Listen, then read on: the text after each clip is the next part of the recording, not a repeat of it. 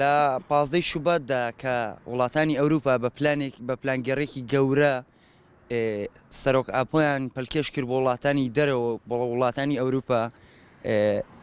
لەژێر ڕکێفێکی زۆر گەورەدا و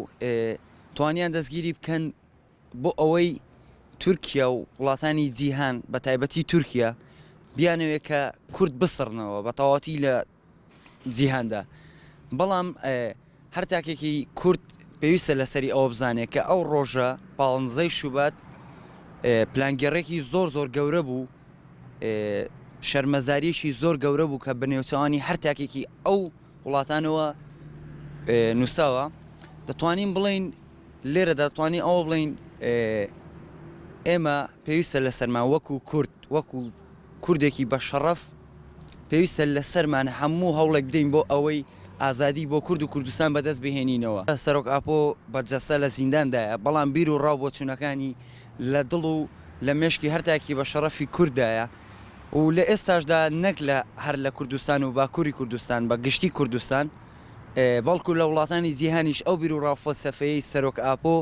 لە بیر و مێشکی هەموو تاکێکدایە و هەر بۆیە ئەم لە کۆتاییدا دەڵێم خەیاڵیان خاوە ئەو کەسانێکەوە بیر دەکەنەوە کە سەرۆک ئاپۆ دەستگیر کراوە و بیر و ڕاوبۆچوونەکانی لە ناو چوون بەداخەوەم بۆ ئەو پلانگێڕی و شەرمەزاریەی کە وڵاتانی جیهان کردیانە لە کێک بەنێوچەوانی خۆیانەوە.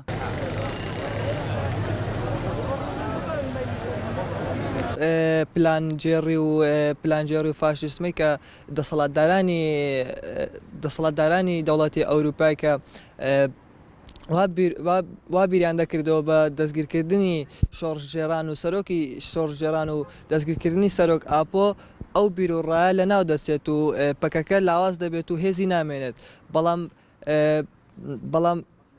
بە زدی ئەوان پەکەکە بەهێزتر و بەهێزتریش دەبێت ناڕوخێت بە دەستگیرکردنی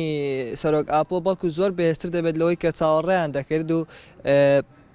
زۆر بە توندیش جوابیان دەداتەوە. و لە هەمان کاتدا ئەوان وا بیریان دەکردەوە کە سەرۆکەکانی شۆڕژێران دەستگیر بکەن ئەوان لە ناو دەچن، بەڵام بالعکسی ئەو بیرکردنەوەی ئەوان ئێمە زۆر لەوە بەهێزترین کە ئەوان بیری لێ دەکەنەوە.